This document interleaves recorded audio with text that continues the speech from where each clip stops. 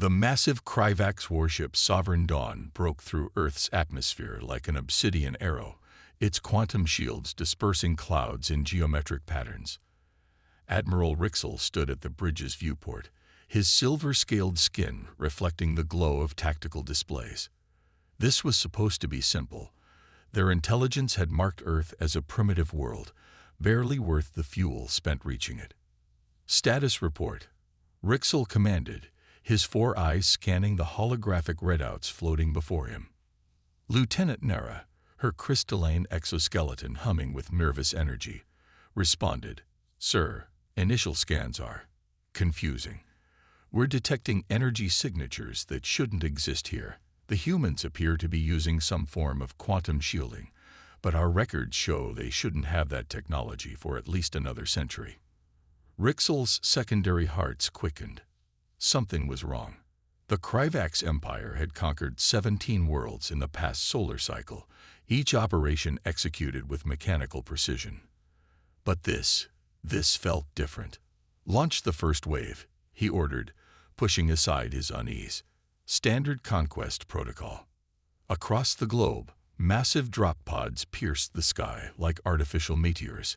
Each contained 100 Kryvax warriors, genetically engineered for conquest, armed with weapons that could reduce cities to ash. They struck metropolitan centers simultaneously: New York, London, Tokyo, Moscow. But the resistance they encountered defied all predictions. Instead of panic and primitive projectile weapons, they faced organized resistance using technology that shouldn't exist. Human soldiers wielded energy shields and pulse rifles, their tactics showing an understanding of multidimensional warfare that bordered on impossible. In Moscow, Squad Commander Thex led his unit through streets that should have been chaos, but instead felt like a trap. His warriors, each standing 3 meters tall in their battle armor, moved with practiced precision, until the first anomaly struck. The air itself seemed to ripple, and suddenly half his squad vanished, pulled into what sensors identified as a localized time distortion. Impossible. Humans shouldn't have temporal technology. "Admiral." Thex's voice crackled over the command channel. "We're facing systems that don't match any known human development timeline. Request immediate tactical analysis." Above the battlefield, Rixel's unease had evolved into full-blown alarm. The humans were using weapons and defenses that incorporated Kryvax principles, but with modifications their own scientists hadn't considered. How could a species that still used fossil fuels have mastered quantum field manipulation? Lieutenant Nera's voice cut through his thoughts. "Sir, we're detecting massive energy buildups in major population centers. The signatures, they're similar to our world breaker bombs, but the configuration is ancient, predating our civilization." The implications hit Rixel like a graviton pulse. Either their intelligence was catastrophically wrong, or they'd stumbled into something far more complex than a simple conquest. A new hologram materialized on the bridge, a transmission from Earth's Unified Defense Command. The figure that appeared wasn't the primitive leader they expected, but a woman in an advanced exosuit that seemed to incorporate technology from a dozen different species. "This is General Isabella Rice of Earth's Temporal Defense Initiative," she announced, her voice carrying the weight of authority that transcended species. "You've entered protected space. Our world may appear primitive to your sensors, but that's by design. We are the guardians of something far older and more dangerous than your empire could imagine." Rixel's scales rippled with shock. "Impossible. Your species has been hiding in plain sight for millennia," Rice interrupted. "What you see on the surface, our apparent technological level, is a carefully maintained facade. We were chosen as guardians long ago by those who came before both our civilizations." Across the globe, more impossible events unfolded.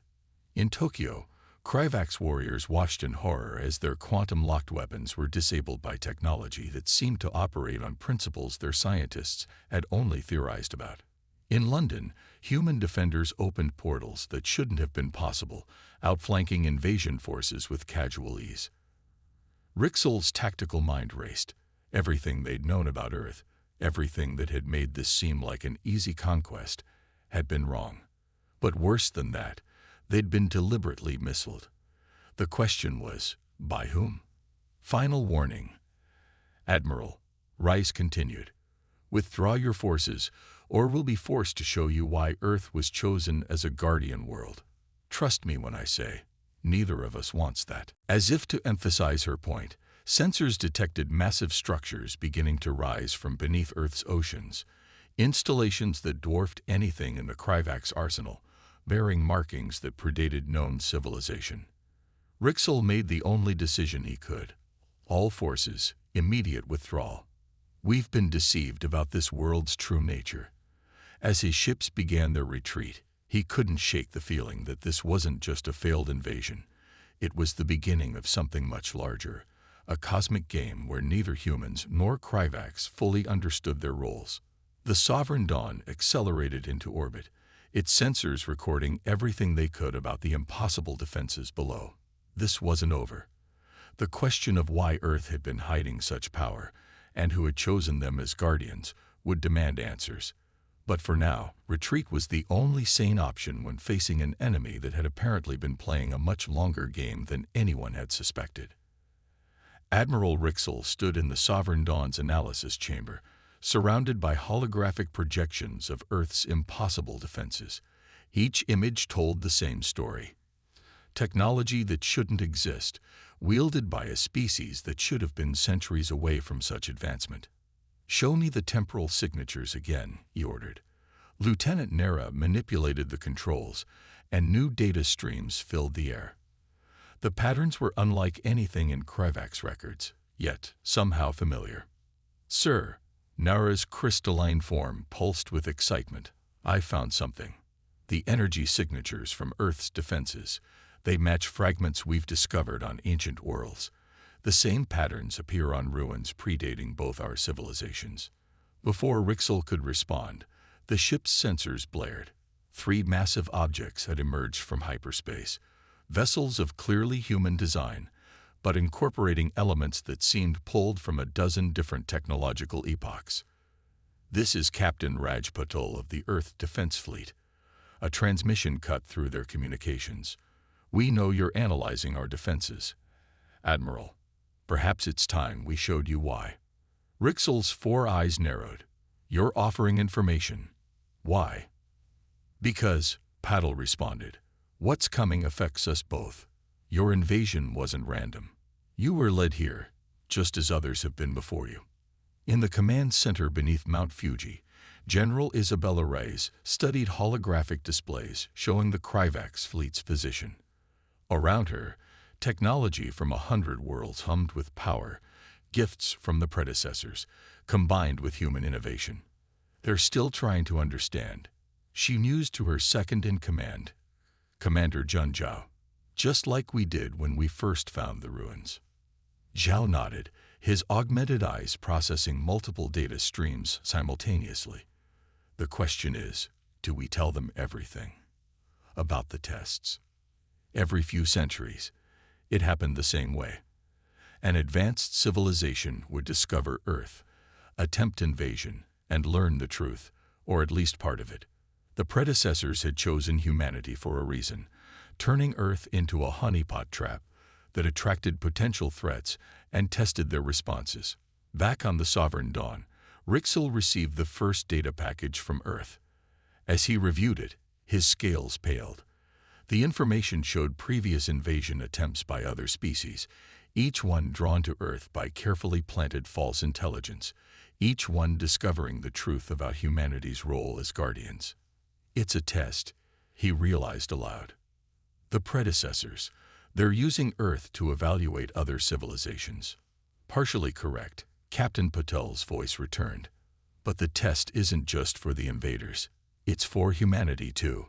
Each encounter forces us to decide how to respond, how much to reveal, whether to destroy or enlighten." Deep beneath the Pacific Ocean, ancient machinery older than both civilizations stirred to life. The predecessors had built their testing grounds well, creating a laboratory where species could demonstrate their true nature. Lieutenant Nera's sensors detected the movement. "Admiral," Something's happening. The underwater structures. They're reconfiguring. The ocean floor split open, revealing massive archways inscribed with symbols that pulsed with otherworldly energy. From these apertures rose structures that defied conventional physics, their surfaces covered in writings that even Earth's most advanced computers couldn't fully decode. This is why we maintain the facade of a less advanced civilization, General Rice explained through the comm channel. It lets us observe how potential allies, or threats, would treat a seemingly weaker species. The predecessors left us more than just advanced technology.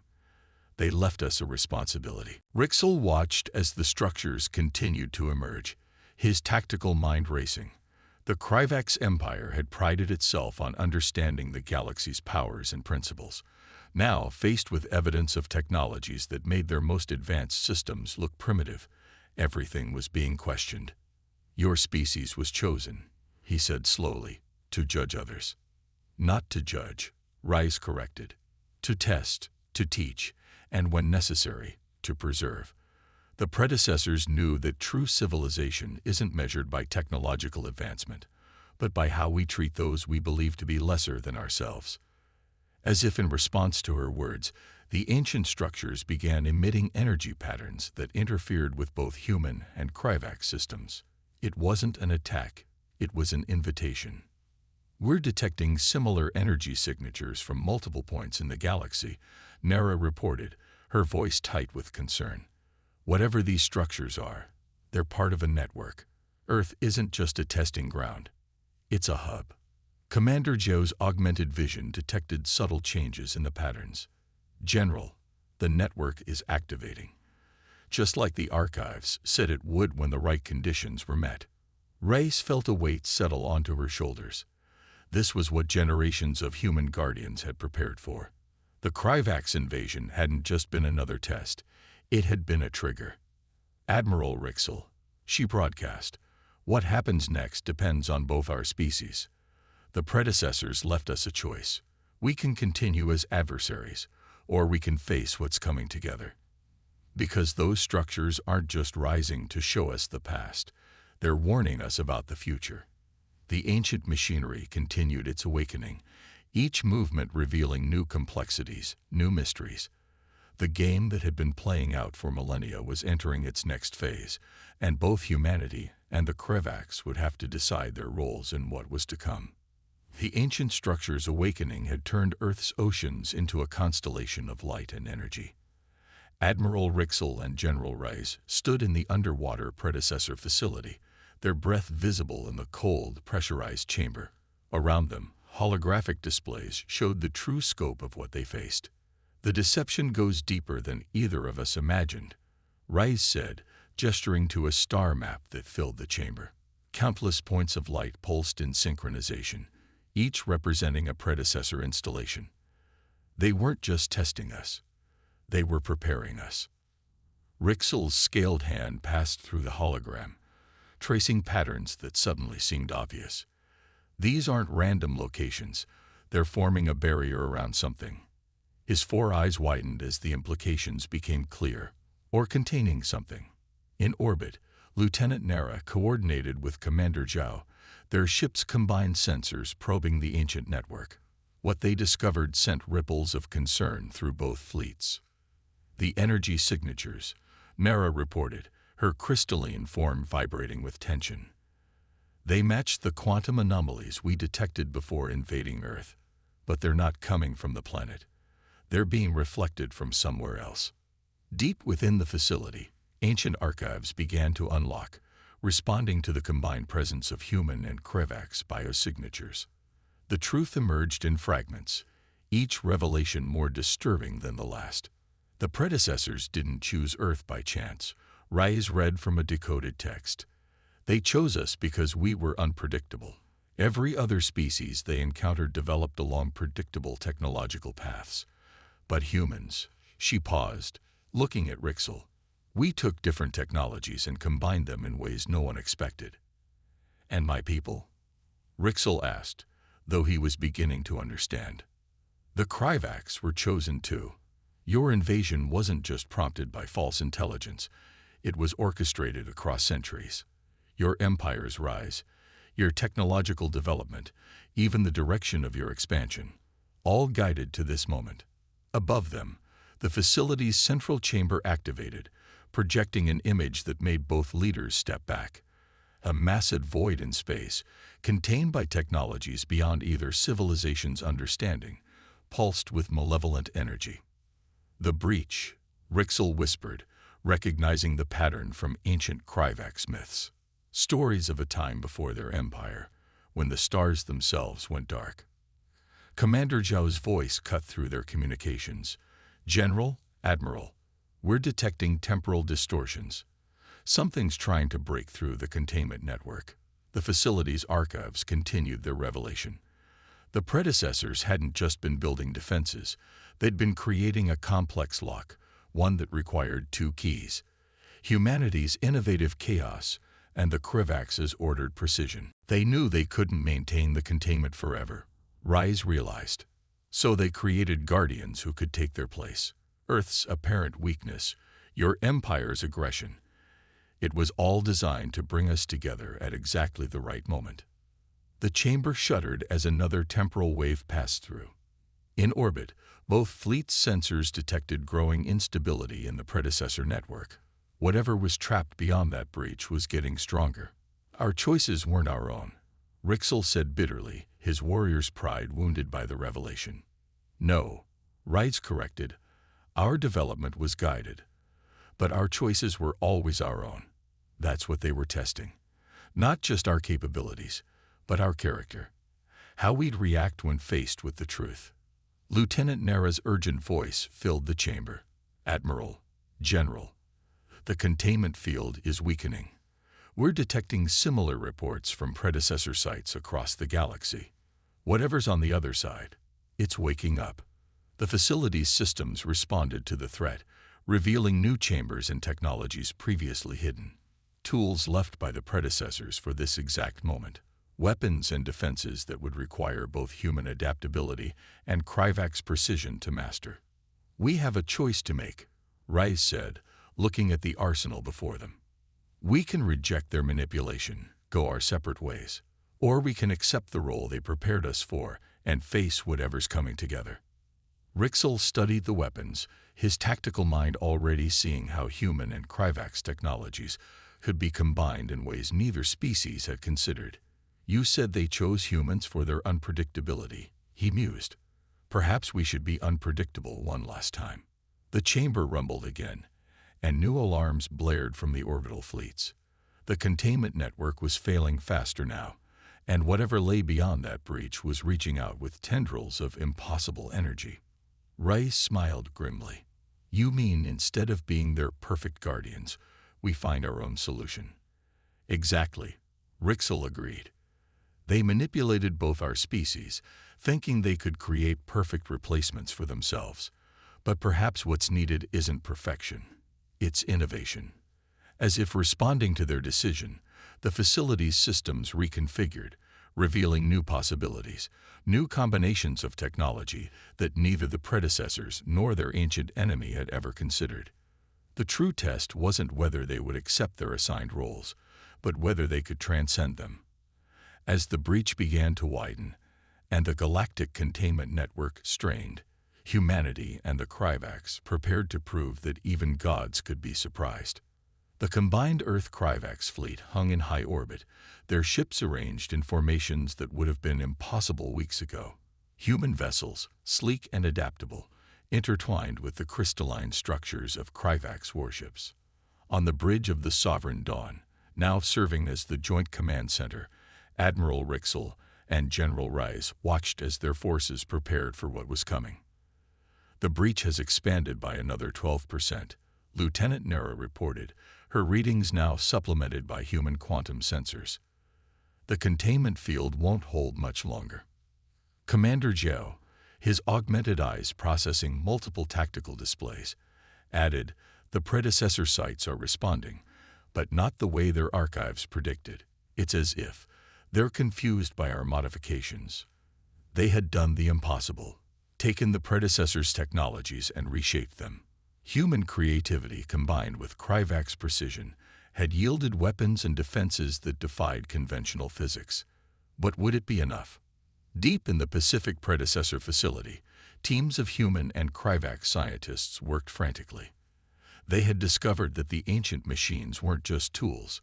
They were alive in their own way, capable of learning and adapting. And they were learning from their new masters.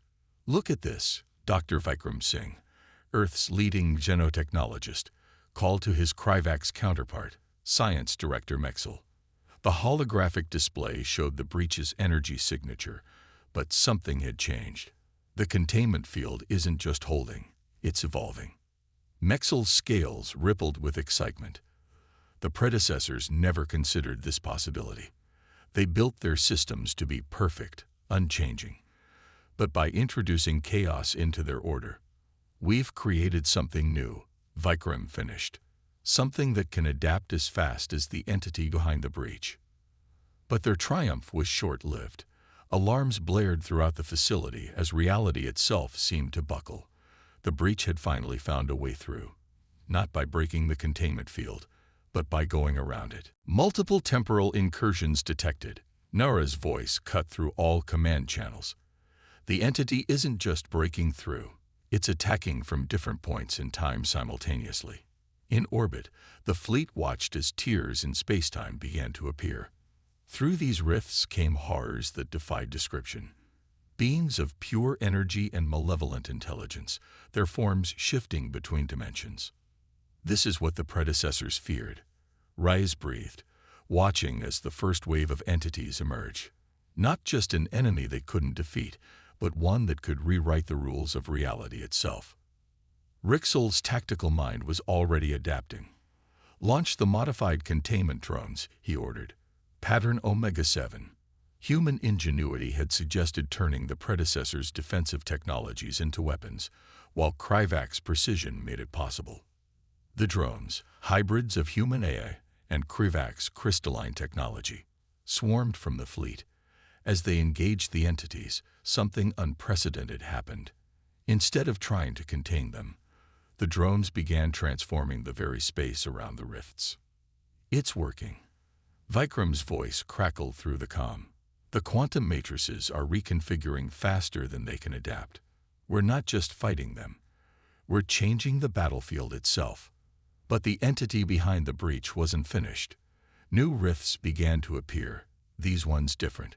Through them came alternate versions of Earth and Krivak ships, versions from timelines where they had remained enemies. They're trying to turn us against ourselves, Commander Zhao realized. Using our own histories as weapons. The space around Earth became a chaos of battle, as present and alternative ships engaged in combat that bent reality itself. Each explosion released waves of temporal energy that threatened to shatter the fabric of space-time. In the predecessor facility, Vikram and Mexel made a desperate discovery. The quantum signatures, Mexel said, their scales nearly white with shock. They're not random. The entity isn't just attacking. It's searching for something. The holographic displays shifted, showing patterns that had been hidden in the chaos. The rifts weren't appearing randomly. They were forming a massive, multi-dimensional net around Earth. It's not trying to destroy us, Rise realized. It's trying to capture the planet. But why? The answer came from the deepest part of the facility, where the oldest archives had finally been decoded. The predecessors hadn't just chosen Earth as a guardian. They had hidden something there, something so powerful that it had to be forgotten. As the battle raged above, the true nature of their enemy, and the real reason for humanity's selection as guardians, began to emerge. The entity wasn't just an ancient evil, it was what remained of those who had come before the predecessors, beings who had tried to master time itself and paid the ultimate price. In the heart of the predecessor facility, a revelation that would change everything pulsed through ancient data streams. Earth wasn't just chosen, it was transformed. The planet itself was a key, crafted by the predecessors to lock away not just their enemies, but time itself. Humanity evolved on a world that was already a weapon, General Rice said, her voice tight with understanding. Around her, The facility's deepest chamber had finally opened, revealing a core of pure temporal energy. Our unpredictability wasn't random. It was engineered. We evolved in the presence of contained time. Admiral Rixel's scales shifted as he processed this truth. And my people? The Krivaks. Guardians, Lieutenant Nara answered, reading from newly decoded archives. We were shaped to be the counterweight. Where humans learn to bend reality, we learn to anchor it. Above them, the battle had reached impossible proportions. The entity's forces, now revealed to be the twisted remains of a civilization that had tried to master time, poured through hundreds of rifts. The combined fleet fought with everything they had, human creativity and Krivak's precision working in perfect harmony. Commander Zhou's augmented vision tracked patterns in the chaos. The rifts, they're converging. All of them, pointing to this facility. In orbit, temporal storms raged as past, present, and possible futures collided. Ships from 1,000 alternate timelines filled the sky, each one fighting for its own version of reality. But at the heart of it all, the present-day fleet held firm, their modified weapons carving paths through the impossible. They're not trying to destroy Earth, Dr. Singh called out, his hands dancing across control panels that merged human intuition with Krivak's crystal tech. They're trying to wake it up. The truth hit them all at once. Earth wasn't just a container, it was a dormant engine of temporal power. The predecessors hadn't just hidden their greatest weapon there. They had turned it into a cradle for a new species that could one day wield it. That's why they needed both of us, Rixel realized. Humans to innovate, Krivaks to stabilize. We're not just guardians. We're the key. The entity seemed to sense their understanding. The attacks intensified, reality itself buckling under the assault. But in that moment of crisis, something unexpected happened. The predecessor technology, modified by human and Krivak's cooperation, began to resonate with Earth itself. The containment field isn't just holding, Mexel observed, their crystalline form vibrating with energy. It's starting to push back. Deep beneath the ocean floor, ancient machinery older than time itself awakened fully for the first time in millions of years. The planet's core, engineered by the predecessors to be the ultimate temporal anchor, pulsed with power that made both humanity and the Krivaks seem young. We have one chance, Rise announced, her eyes fixed on displays showing the convergence of every timeline. We can use Earth's core to seal the breach, permanently. But the power required, Rixel started, will change everything, she finished. Every timeline, every possibility.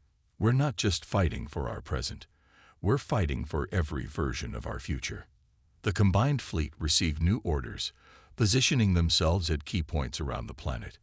The modified containment drones formed massive geometric patterns in space, each one amplifying Earth's awakening power.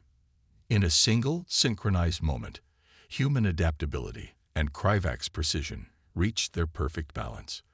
The vessel of Earth's core, dormant for so long, channeled power that rewrote the laws of physics themselves. The entity, in its arrogance, had brought every possible timeline to this point, trying to overwhelm reality itself.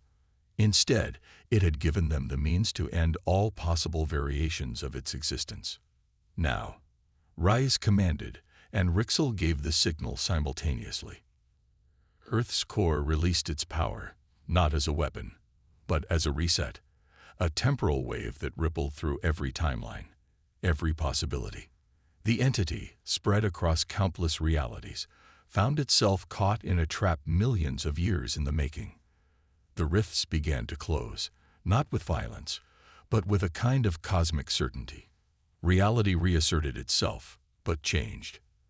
The timelines didn't so much collapse as merge, creating a new present that incorporated the best of both human and Krivak's potential. As the temporal storm subsided, the assembled fleet watched in awe as the last traces of the entity vanished, sealed away in a prison that existed outside of time itself. In the predecessor facility, humans and Krivaks stood together, watching as their modified systems stabilized this new reality. They had done more than win a battle. They had fulfilled a destiny neither species had known was theirs, and in doing so, charted a course for a future the predecessors themselves hadn't imagined possible. The invasion that had started this chain of events felt like a lifetime ago. In its place stood something unprecedented. Two species who had transcended their intended roles to become something greater than their creators had ever envisioned. Earth's oceans calmed, the ancient machinery settling into new patterns. The combined fleet regrouped, their ships now bearing the marks of a battle fought across time itself. And in orbit, Admiral Rixel and General Rice watched the sunrise over a planet that was both ancient weapon and cradle of new hope. The true test hadn't been of their strength or their technology, but of their ability to evolve beyond what they were meant to be. In choosing to write their own destiny, they had proven themselves worthy not just of the predecessors' legacy, but of the right to forge their own path through the cosmos. "What now?" Rixel asked, looking out at the stars that seemed somehow brighter in this new reality. Ray smiled. "Now we do what neither the predecessors nor their enemies ever could. We move forward together into a future of our own making." The end.